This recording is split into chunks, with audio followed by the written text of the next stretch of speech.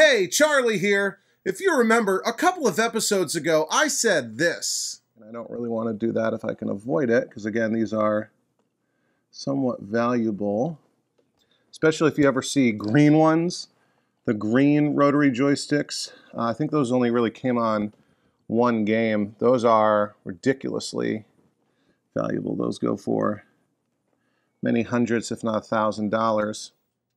And well, I found some, and the story of how I picked these up is actually pretty wild. Overtime!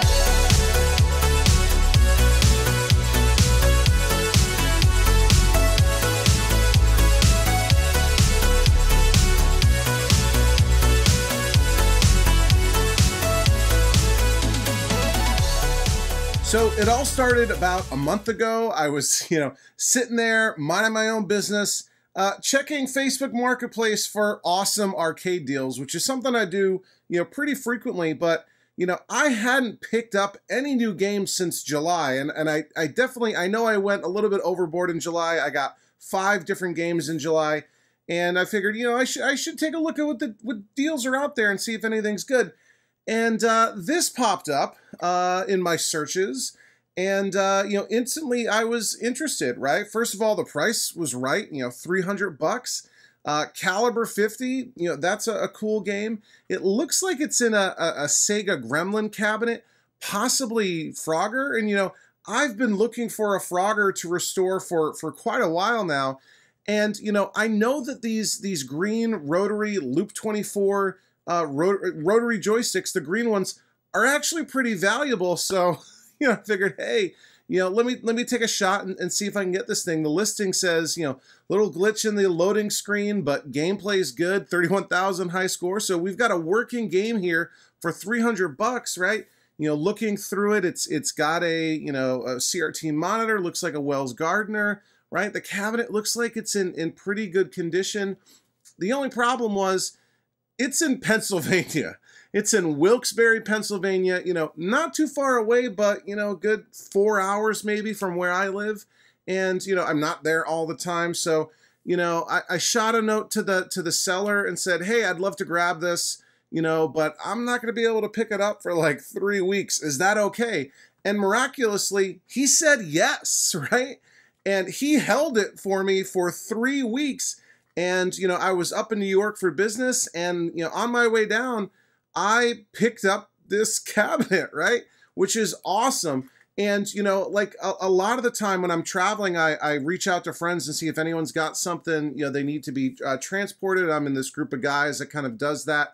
And I'm also going to pick up another cabinet, not for me, but for a friend of mine. I'm actually going to swing by Jeff Kinder's place from the What Would Jeff Kinder Do channel on YouTube. You probably know him from the Dragon Slayer project, other things like that, Claw Forums.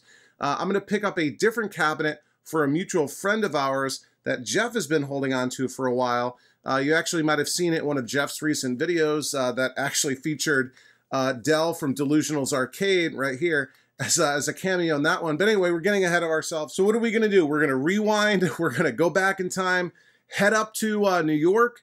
The New York City area. We're going to stop at Jeff Kinder's storage facility, his secret vault with all of these awesome games. We're going to grab the one that's for a buddy of mine, or buddy of ours, and then we're going to head over to Pennsylvania. It's actually in the Wilkes-Barre area, kind of near Scranton, I guess, where the Office, the American version of The Office was set with Michael Scott and Dwight and all that.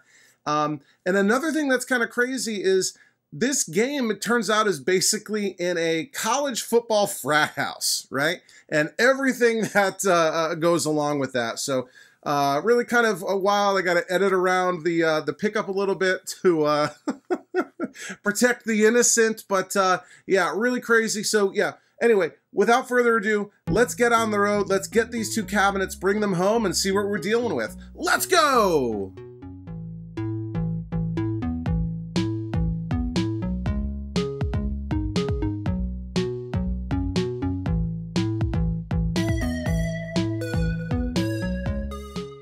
All right, we're here at an undisclosed secure location somewhere in the northeastern United States. We've cracked the code, and we're in here in the legendary Jeff Kinder's storage unit. All untold gems in here. Like, is this like your 6th or 7th Zaxxon? Super. And Not just a super Zaxxon. Zaxxon here too, but there's a Zaxxon in the back. Oh, yeah. There's another Right? super Zaxxon in the There's back. another super Zaxxon, so maybe this is not where the gems are stored. What else? I see. Is that a Buck Rogers? That's the Buck Rogers there, yeah. Turbo. Millipede over here. Yeah. Here's a Neo Geo and a reactor, which is super cool. See a Burger Time, Congo Bongo. What else is in here? Scramble. Scramble, okay. Yeah. There's a Star Castles in there. Star Castle. Crystal Castles, Galaga. Wild stuff. Bally Senti cab is in there. Pole position 2, I can see. There's a System 2 cab there, which I'm probably going to convert that. I'm probably, actually, this is a rare thing. I'm probably going to make that into a paperboy and then sell it. Whoop, there he is. Yeah. All right, but what are we here for? What is this thing? Oh boy. Wrapped up in orange. This is... Let's see if anyone can tell what it is looking at it.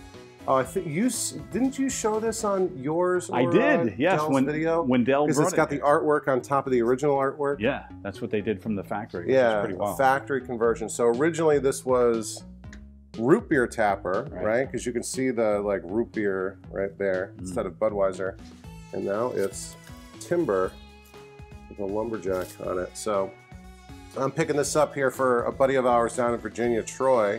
Not Troy from Troy's Restoration, but another super collector Gibby. like Jeff. Gibby. Yeah. And yeah, we're gonna bring this, load this on my truck. I'm just leaving New York, heading back down home, and Troy will get a nice little delivery for him. So yeah, Jeff, what do you say? Let's get this loaded on the truck. Yeah, let's get it loaded up. Yep. Let's do it. All right. All right, Jeff, what do you think? Are we good to go? Yeah, I think we're good to I go. might have here. turned this tarp into a sail, but the winds on the highway will tell us. And yeah, we've saving this extra space in the back. We're not laying it down because I've got to go pick up another game in Pennsylvania on my way home, and that one's going to lay down. So I wanted to get this one secure with Jeff's capable helping hands here. So yeah, let's drop Jeff off at home, head out to Pennsylvania, and get our second pickup of the day.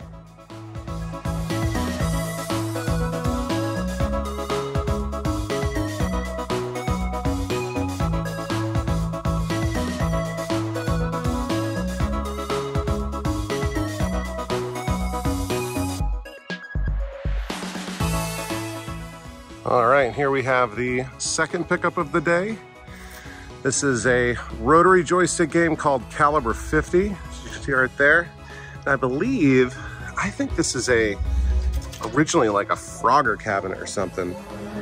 Yeah, it looks like a Sega Gremlin, and these buttons are different, but based on the position, I think it's a Sega Gremlin, probably a Frogger cabinet. But it's got the awesome green rotary joysticks. Cabinet looks to be in pretty nice shape, no major damage, which is great. But yeah, let me get this loaded into the truck, get it home, and we can dig into it there.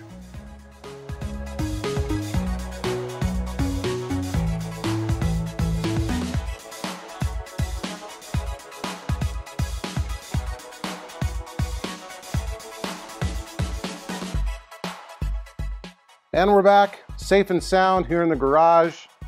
And Troy, buddy, your timber is safe and sound and ready for you to come pick it up. Yeah, look, we got another view of it here. Look at that handsome lumberjack gentleman on the side. A little dinged up here. And yeah, here's another look at, this is the root beer tapper artwork underneath the timber artwork. And there's this gap all around. Not sure why the factory did that, right? Why they didn't just have it run all the way to the edge. It's kind of strange, but you know, lots of I always, you know, a lot of things that Bally Midway did back in the day definitely make me scratch my head. Here is the marquee. That looks pretty cool. We can take a sort of look here at the bezel maybe. But yeah, very, very cool. And you know, root beer tapper didn't have the brass appointments that the regular you know, bud tapper had, right? Like the side sort of, you know, cup holder rests on either side, and then the brass bar kick bar down the bottom to rest your feet. Root beer tapper did not have that, but yeah, isn't that neat? I'll be excited once Troy gets this to his home arcade, which is absolutely incredible. It's you know, he's a super collector with well over 100 games, but apparently he doesn't have timber yet, so I'll be excited to play it at his place. But yeah, the real thing that we're focused on here is this Cal.50 in the Sega Gremlin cabinet. So I've got this all wrapped up here. So why don't we get mounted on the tripod and we will unwrap this cabinet and see what we're dealing with. So yeah, and wasn't that kind of cool picking up the picking up this cabinet from that I guess it was a, not exactly a frat house, but like a football team house for King's College. So I think I've been contractually obligated to say, go Monarchs. I think they are the King's College Monarchs. And what's funny is a buddy of mine from the Philly area, a guy who, a really good friend of mine, my best friend from college, he grew up around Philly, and he actually had birthday parties at TNT Amusements, Todd Tuckey's place, growing up. His dad his mom and dad both went to King's College, and his dad played basketball for King's College and was actually on the 76ers for a season. I don't know if he was just on the practice squad or maybe he made it dressed for games. But yeah, here is our Cal.50. We'll come and take a closer look here. All right, here we go. Marquee's in pretty good shape. It's kind of got some cool artwork here, you know, being a Rambo sort of game in the vein of Akari Warriors, but apparently this is better than Akari Warriors. We got our classic Sega Gremlin cardboard bezel, just like with Carnival and different games like that, including Frogger. Our control panel here, the artwork's a bit faded, but again, that's kind of neat. And yeah, these gems here, these rotary joysticks, the Loop 24s, these are not the normal SNK LS30. These are Loop 24 rotary joysticks. And we'll take a look at them in a minute. They've basically got an optical encoder wheel. Here is one of the clues that this is a Frogger cabinet. Like, this is clearly a Sega Gremlin just by, you know, the shape of it and where the speaker is and how the monitor and everything is sort of set up. But one of the clues to me that this is likely a Frogger is that the start buttons, instead of being spaced apart like in Carnival and lots of other games, they're together and over to the left, which is a sign of Frogger. And we have the Japanese style coin mechs here, which are similar to the ones used by Nintendo. The coin door is kind of, you know, sort of similar to Nintendo. We can open up here, see what we got going on. Yeah, Asahi coin mechs. I guess they were actually manufactured in West Germany. That's kind of interesting. And a bit of a, you know, little time capsule there, you know, back when there was a West Germany and an East Germany. And we can see the easy adjust utility panel. It says Gremlin. We've got our, what is this? What do we got in here? Our little coin box has little Cal.50 mini flyer. I don't know what that is. Little tiny instruction manual. Maybe that was the cover for the instruction manual. Got some random parts here like the locks. I don't know. And man, this coin box has been messed up, but that's okay. We'll take a look here at the coin counter. It says 34,485. And of course, we'll ask Professor Pac-Man to do the math for us on how much this machine collected. Looks like we got our instruction manual for Cal.50 right there. And yeah, we've got a credit switch that's been added to the door here. That's okay, we can fix that. Come around and look at the side. This side is not as good as the other side. It's a bit faded and whatever in the back here. And obviously this is just a rounded rectangle decal that got cut a little bit to fit the contours of this cabinet. And looking down here, this corner's been blown out, so we'll have to repair that, and a little bit of damage back there. But you know, this is pretty solid. It doesn't look like it's the cabinet's seen much water, if anything. And often, you know, the low quality particle board used by Sega Gremlin on these cabinets is notorious for just soaking up water and crumbling to pieces like granola, as Jeremiah from Coin Op Corner is wont to say. Coming over here to the other side, artwork here is a little bit better, but we'll be stripping this all off, trying to get down to the, I'm assuming it's got the wood grain vinyl, and I'm trying to get a good angle at the light here. Looks like it's not here, so I don't know. Were any Frogger cabinets all black? Not sure. Down here, this side looks good too, so we'll be stripping the paint off of this.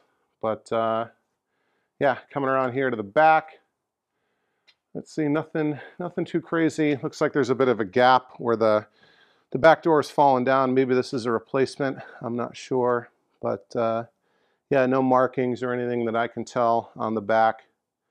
But yeah, let me get the tripod set up again, and we'll pop this door open and see what's going on the inside. All right, as is often the case, the key is missing, and the back door is just held on with some screws. I think there's one down here at the bottom. And, come on, one down here, one up here at the top. And the sort of screen on the cabinet holes is intact for the most part, except missing over here. I think we can knock that back into place. And there we go. There is our back door off. I actually did take it off already when I was picking up the cabinet. Nothing on the inside of the back door. To just make sure the monitor was secure, which is something I always do before transporting. And I took the PCB out just so that nothing would be bouncing around damaging it. And I tucked the power cord into the cabinet. So let's come in here and see what's going on. The first thing I'm very curious about is to figure out exactly what game this is. And sure enough, it says right there, game Frogger upright. WDG, I think, means wood grain. We have a serial number here of 188896. Sega Gremlin, Sega, San Diego, California, and our inspection sticker there. Turning over here, this is where, let's see, how would this be set up? Would the game board go down here or up there, and the power supply or something going on over here? Obviously, this is a switching power supply that was added later, and this is a JAMA harness edge connector. We've got our power distribution block here, and they've sort of messed with the interlock switch here to kind of permanently put it in place, which is fine. And this, let's take a look here. The monitor is a Wells Gardner 19K 4675, so manufactured November 1981. Look at all these beautiful stickers here. This monitor looks to be in pretty nice shape. This is a 4600, as you can tell by these sort of daughter cards here mounted vertically on the main chassis PCB. And this is actually my first ever complete 4600. I've got a 4600 chassis or two, and I think maybe a tube that is compatible. But yeah, look at that. It's got these sort of strange splicer things to power, connect to the power. Our ground wire has been cut. But this cabinet is allegedly, is allegedly working. I think this is our sort of unusual setup for the flyback over here, mounted over off on the side of the frame, not actually mounted onto the chassis PCB, which is a bit interesting. We've got our isolation transformer back there, and yeah, we got some stuff hiding down there like the power cord, but yeah, and this is essentially how I found it, except I removed the Cal50 PCB, like I said, and tucked the power cord in. And let's see. So up here, there's some interesting stuff going on. Let's see if we can kind of get this bezel back the way it was supposed to be. And I don't know if you are seeing what I'm seeing here. Kind of on both sides. There's some interesting stickers here. This is an interesting logo that you might recognize if you are a taxpayer in the United States of America. It says, this tape says grand jury material to be opened only by Internal Revenue Service. And I'm not sure what's going on here. Was this cabinet seized by the IRS at one point for maybe an operator or an arcade wasn't paying their taxes, right? Is that what's going on? Or was this tape used, like taken from somewhere? Somebody worked at the IRS and brought this packing tape home and used it to kind of hold the hold the bezel in place? I've never seen this. This is like evidence tape, right? Like you would use this to seal something for, you know, as evidence in a trial, right? Grand jury material, right? To be opened only by Internal Revenue Service. So sorry, I may have just violated federal law by touching that, but I swear it wasn't me. So yeah, I don't know what's going on with this IRS evidence tape, but interesting nonetheless. So I'm excited to kind of power this thing up and see what's going on. I did take a little break. I took my wife out to dinner for a date night, and I kind of trying to rejiggered the bezel a little bit just so it's back in the right position. But yeah, let's kind of take a look at what's going on down here with the power. Again, I've got the Cal50 PCB removed. It would plug in just straight into the JAMA edge connector there. A couple other things I want to do. I want to disconnect the monitor before I plug the monitor in. I want to just make sure we've got good clean voltages going to it. I took a look at the wiring, and power's coming in from the wall through the junction box here going to the isolation transformer, and they tapped into the power coming out of the isolation transformer, going into the power supply, the switching power supply that's been added. That should be okay. Some of these, I think I mentioned this already, some of these ground wires have been cut, which I'm not thrilled about. This one goes up to the control panel. There's sort of two coming off of the monitor here, and then this is, I think, the one that goes to the back to the original ground. So I'm going to kind of use this alligator clip here to reconnect these like this, just temporarily. I'll fix this eventually, but I don't want to have an ungrounded monitor in the cabinet. Sorry, Ty, if you're watching. You know, this can be controversial, but this is how it's designed. So we'll go like this. All right, so that should be fine temporarily. And like I said, I've got the monitor power disconnected so I can test that. And yeah, so there's, even though it's three prongs, including ground going to the monitor, there's only two wires on the other side. So this is isolated power without a ground. So I think I can pull out this power cord, and we'll take a look at it just to make sure it's not, you know, chewed up and frayed or whatever. Of course, the ground lug is removed, which we'll replace eventually, but the power cord itself looks to be in reasonably good condition, and there's some kind of piece of cardboard down there that I kind of want to fish out real quick, see what's going on with that. Need something that can reach in and grab it. I've got my longer fiberglass adjustment tool that's kind of on its last leg. It's getting chewed up. I need to get a new one. That is that plexiglass? I think that's like smoked plexi. How the heck did that fall down there? And how am I going to pull that out. I'm gonna have to do that some other time, maybe by lying the cabinet down.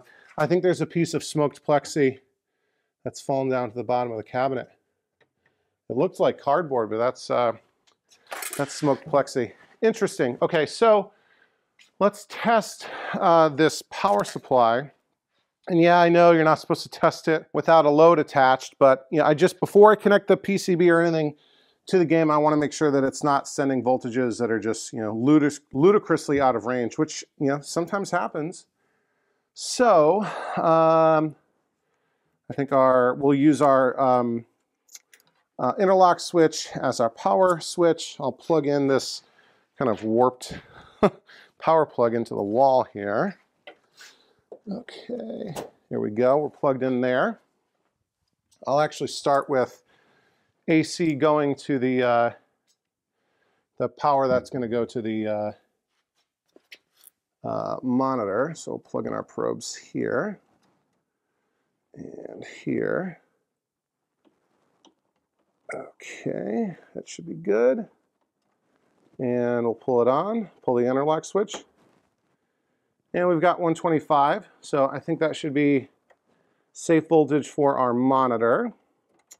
We'll remove this, come on in, let me clean the dust off. So we've got plus 12, negative 5 is not connected, and ground and plus 5. So we'll switch to DC volts, turn the cabinet back on. We will put one of our probes on ground and one on 5 volts. And we're about 5.2, which is a little high, but okay.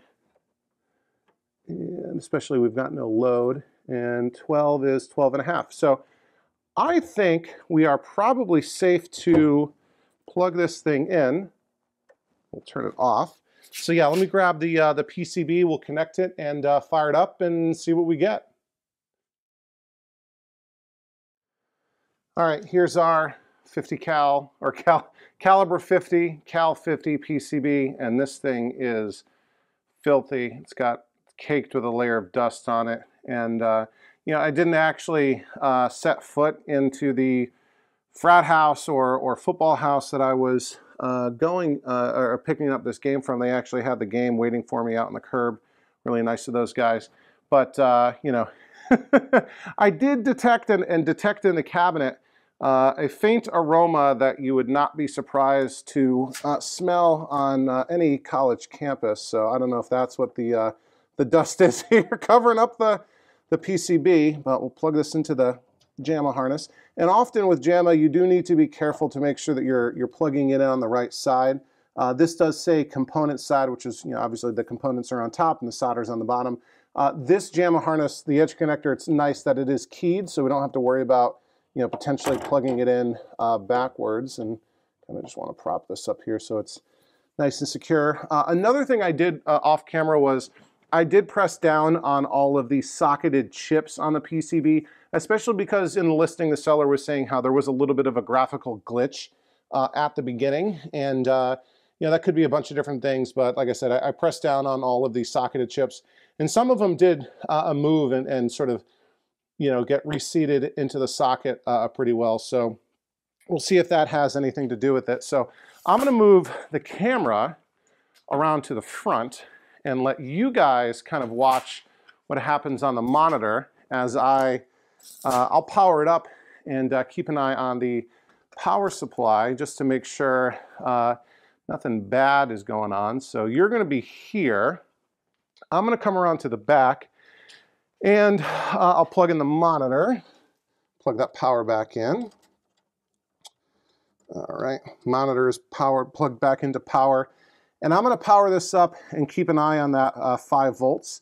And just make sure it's just over 5 volts and not too high. 5.2 is probably a little bit higher than I would want it to be, but you know, we were measuring that initially without a load. So I'm going to start with my leads from the multimeter connected to 5 volts. I've got my multimeter on DC volts, and I'm going to go ahead and pull the interlock switch in 3, 2, 1. And we are a little bit high. It's 5.188. I think the monitor has come to life. I'm gonna try to turn this down a little bit. All right, we're around about 5.1 right now, which is okay. And I'm hearing sounds. Something's happening. Is there anything on the screen? Okay, it's rolling. So, oh, there we go. It just locked in. So we had a sync issue initially, and then it locked in. Let me go and adjust the shutter speed on the camera so it looks a little bit better. All right, how's that? There's still a little bit of a, you're seeing this bar scroll horizontally.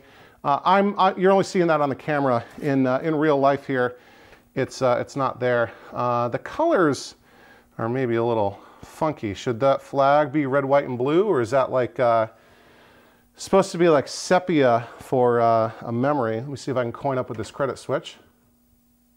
Yeah, we got green and we got yellow. Let me try starting a two-player game. Now, are we missing blue on the monitor, maybe? I mean, the game's working. The marquee light is not on. Where's my guys? Oh, there we go. Okay, up, down. Do you think these controllers need to be cleaned? Left, right, spinning. All right. So that rotary joystick's working. Buttons, yep. Spinning, up, down. Up. This joystick maybe needs some love. All right, we are moving and we are shooting. All right, so I'd say this works. The joysticks need to be cleaned. I can tell the switches are a little, like you could see me kind of wiggling over. So yeah, how's that? Like I said, I think it might, so there is some red. I don't know if I'm seeing any blue though. The monitor's got some curl to it. Yeah, so it'll need a cap kit and some TLC. Ooh. All right, so that's Cal.50. So guys, we've got a working game. I don't know. I don't know what else to tell you. Steve, hey, what do you think, man? Like I said, I think the Player 2 joystick, it's working, but it's the switches need adjusting with the monitor starting to freak out a little bit. Yeah, so I think both joysticks are confirmed working. They need to be cleaned. Yeah, I give up. Give up, give up. Am I seeing any blue at all? I don't know. Is there a hint of it there? So yeah, both joysticks are working. Player 1's actually working pretty good, which is a little unusual. The second player joystick I think needs to be cleaned. Like I am getting the switches to work, but definitely needs a little bit of TLC. But yeah, what do you think? Like I said, the marquee light is out. But so I think my plan here is to, look at that, it's kind of cool. It's like a F-14 crashing, and then is this, is this game about like the pilot and co-pilot or pilot and navigator from the, oh no, is your buddy dead? So are we commandos going in trying to rescue these pilots? Oh, okay, they've been taken POW, and our job is to go in and save them. Or are we, yeah, 20 years later, so these guys have been in a POW camp for 20 years. Yeah, I don't think there's any blue on the monitor. Anyway, yeah, that's Cal.50. So Steve Lady, Katru 411, right? 411, 511 from Mosaic Arcade on YouTube, and he's been a good guy. He's a friend. He's been on the Coin Jam podcast as a guest host before. Here you go, buddy. Your grail. I'll get these joysticks and the PCB, and I'll send you the marquee. And I think what I might do is like take the pieces of art off of, because it's like, it's not an actual bezel. It's like a black bezel that I probably need to use for the Frogger. And there's like pieces of art that are stuck onto it. So I'll probably take those pieces off and send them to you. But yeah, and I'll send you the harness too, for real, for sure. So yeah, it's weird, right? Like, what are these buttons doing? Because these were our start buttons. So are these just like dummy buttons here for to fill the holes from Frogger? But yeah, there you have it. That's Cal.50.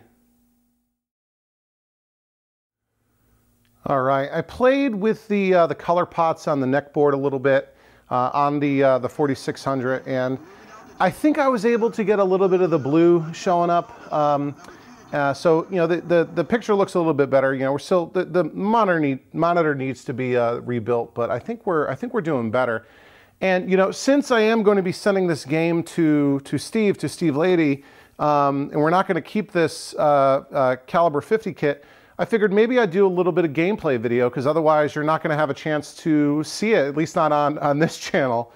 So yeah, I got the lights turned down, and why don't we go ahead and play a little bit of caliber 50. I thought I had the camera set up pretty good, but yeah, that's all right. So yeah, we'll go ahead and coin up. I know the you know, the refresh rate of the monitor is whatever, and it's not looking perfect on the camera, and it needs to be cleaned and all that. And you know, the buttons and the joysticks, whatever, might be a little bit funky, but at least we'll be able to see a little bit of the game. So I'll go ahead and start up. So there we go. It's like I think we're trying to rescue these pilots that have been, you know, in a POW camp for 20 years. So this is like what? Like the Rambo 2 theme, right?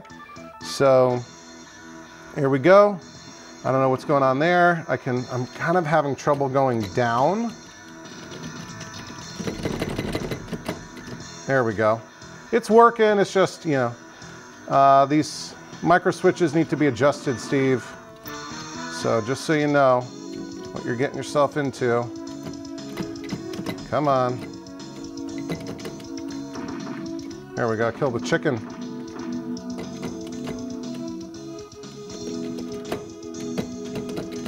Come on. There we go.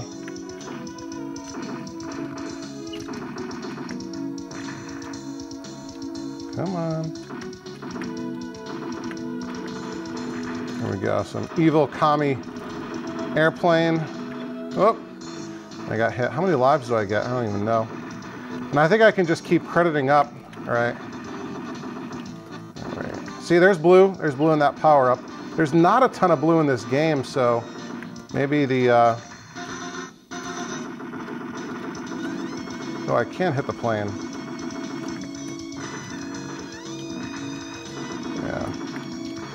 Yeah, not being able to go down is definitely a bit limiting. See, that says USAF, so is that a captured airplane? Because I think the TrackMo was talking about how this was Southeast Asia 20 years later. Now we got tank. I just spammed it with grenades. There's a smaller tank. And I guess these are bullets. Do I run out of ammo? Oh, and look, there's the downed F-14, right? Did they have... Oh, look at that! I got a better weapon now. Now I lost it, I guess. Did they have F-14s in Vietnam? I think they did. They had F-4 Phantoms, I know. Oh, look at this mega tank. No, let's credit back up. We're having a ton of fun. Here we go.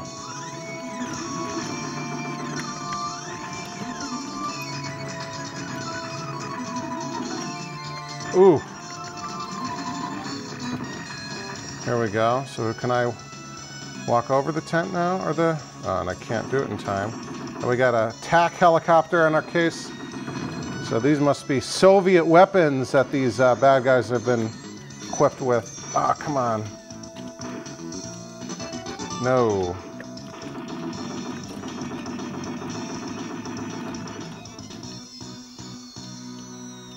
These bulls in the way. Oh, poor animals.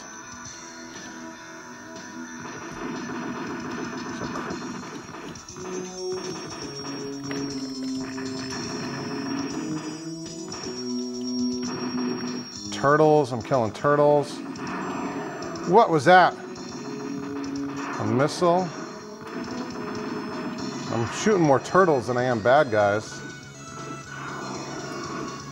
Got rockets going. Oh, I should be paying more attention.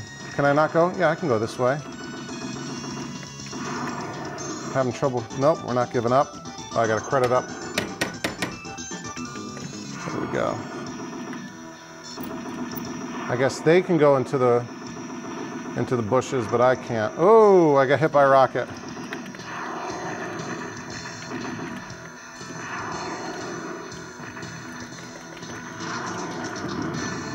All right. I think Steve might be right. Oh, that was a trap. What happened there? What is that? Did I go in a warp zone? Whoa, these dudes have flamethrowers.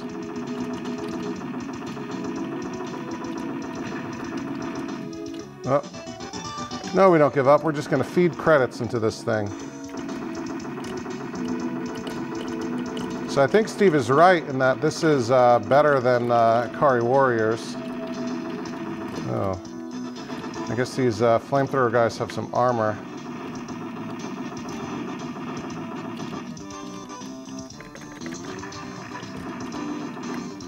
Come on, let's get down to that. Oh, I can't get that grenade. Here. Can I get it? I don't know. I got 48. That should be enough. I don't think I run out of bullets though, which is good.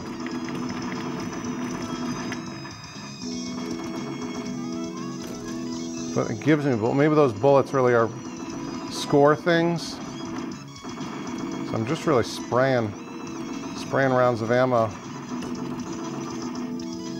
Come on, get that. Come on, let's go.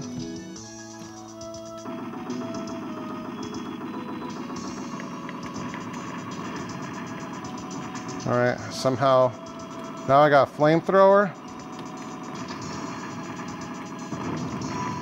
Oh, and I got hit.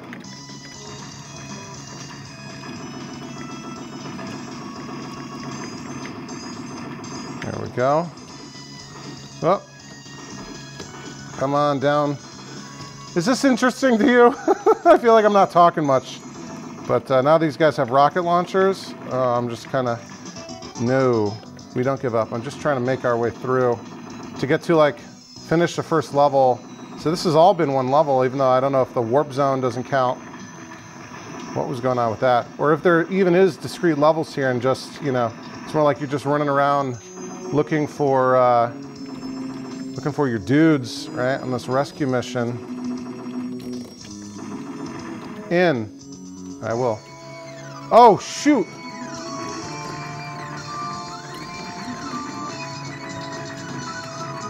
What is this? These are like orangutans? Some kind of ape, some kind of primate. Okay, I killed one. That feels pretty brutal.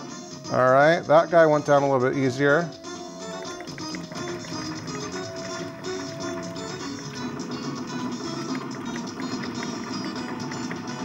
Here we go, all right, he's down. What in the world? This is the trippiest thing. That's not the monitor going crazy, it was, what was that?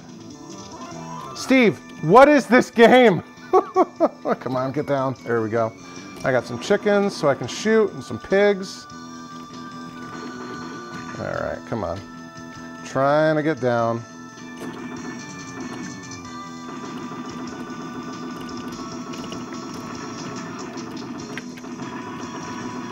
I don't really know how to activate the power-ups.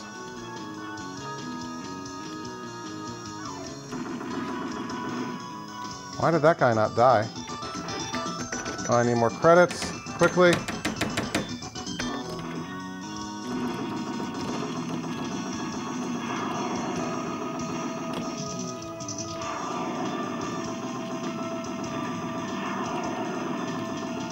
Watch out for those MiGs. I can't jump into that though, huh? Like, how do I protect myself from that? So yeah, see, there is some blue.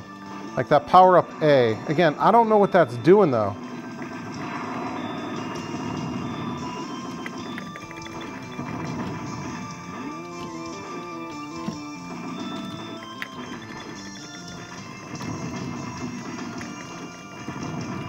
No, we don't give up.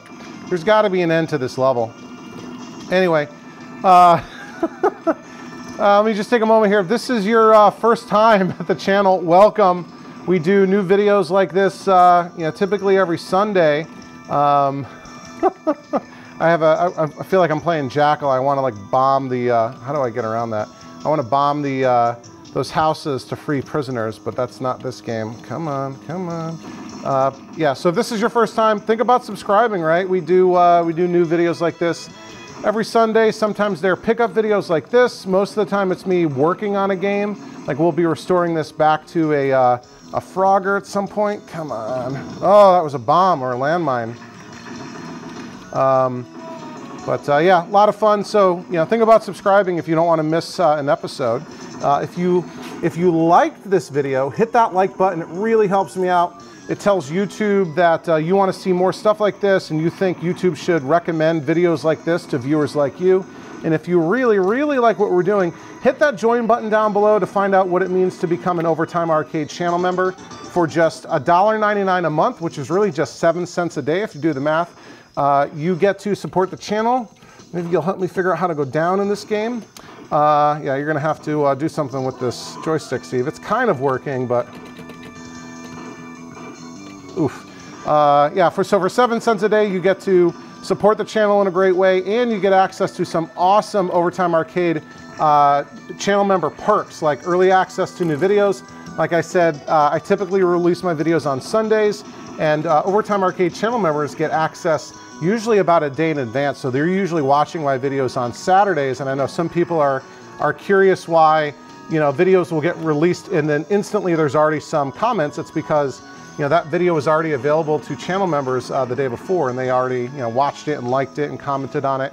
Another thing you get is access to our monthly members only live stream. I did one last month when I was actually in New York from my hotel room. We hung out and chatted a bunch. Usually we're doing some, you know, live gameplay when I'm at home on my arcade, but, you know, I was in a hotel in New York on a business trip. There's got to be a boss here, right? This looks like a boss. Yeah, okay, it's a tractor. What the heck? Yeah, we did a bunch of cool stuff in that live stream. We were looking at how to order stuff from like DigiKey and Mauser, which are a little bit more complicated than, I can't really move, so there we go. Is that a boss? And of course you get access to our, did I defeat 2 bosses now between the monkeys and that tractor? Yeah, you also get access to our private members only Discord server where we have a lot of fun hanging out, talking about games that we're playing and fixing. I talk a lot about what's coming up on the channel. So that's really cool. So yeah, for 7 cents a day, you get a lot of value, and it's a great way to support the channel. So click on that join button down below if you're interested in learning more about that.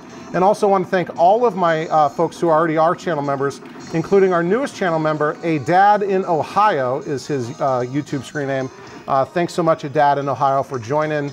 And yeah, I think this game would be more fun. I think Steve's gonna have more fun once he gets the down switch working reliably. Maybe if I die and start a second player game. Maybe I'll do that with my next credit. Yeah, so really appreciate all the support. And even if you're not a channel member, thanks for watching. Thanks for subscribing, liking, sharing this, you know, sending this to a buddy of yours you think might like it. You know, if you remember playing this game as a kid, right? Share it to, let me try it over here. Share it with a friend of yours, you know, somebody that you used to play this game with. Maybe you'll relive some of your glory days. And yeah, leave a comment down below. Did you ever play this game growing up? You know, what do you think about this compared to other rotary games like Akari Warriors and POW and Guerrilla War and Time Soldiers? That's where I got my LS30 joysticks. Those came from, yeah, the down button on this is not ideal either. We're not really seeing a bunch of change in scenery. Is this game like super long and we're still on the first level, or is everything basically like this because we're in some, you know, unnamed Southeast Asian country, Vietnam or Cambodia or something? Yeah, these I don't know. Steve said this game is awesome, and I'm sure it is with playing with other people and having the joysticks all fully adjusted, but I don't know. These sort of credit feeding, quarter munching JAMA games aren't my jam all that much. It's kind of almost like pay to win, right? You keep hitting that credit switch or keep putting quarters in. I need more credit, speaking of which. All right. I'm just trying to get to some sort of ending point. I guess there's no like discrete levels here.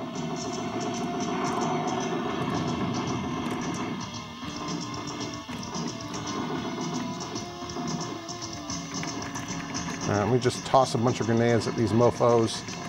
Can I say that? Maybe not. Oh, I need to get into the helicopter. How do I do that though? All right, I'm in a helicopter. Did I win? Did I beat the game? Did I beat the game? I beat the game. How is that possible? Now it's totally pitch black and I can't see where I'm going. Let me get a flashlight, turn on the house lights. So there you go, a complete playthrough of Cal50 by Romstar and Sita. There's the credits. Oh, based on the novels by Vietnam, 1972. What is that? I think that's just made up. I think this is them trying to act like this is a movie. Yeah, there you go. That was Cal50, and I'm glad I played it. I'm glad I showed it to you, and I'm glad that it'll be going to Steve for him to enjoy for many years to come. I think I mentioned that Steve, you know, he heard me mention on the most recent episode of the Coin Jam podcast that I had picked up a Cal50 in a Frogger cabinet. And he reached out to me telling me that this was a grail game of his. So yeah, we worked out a nice bro deal for me to send these joysticks and the PCB and the harness, and I'll send him the marquee and like the bezel art, which is kind of in rough shape, but he might be able to use it. So yeah, he'll have to find a cabinet to put this in. I think he's already identified a dynamo to put it in. He'll need a control panel overlay and he'll need some new side art, but yeah. Pretty cool game, I guess. Not necessarily my thing, but I'm glad it's going to somebody who is going to enjoy it. So yeah, I think that'll about do it for this episode of Overtime Arcade. Thanks for watching, and we'll see you next time. Overtime!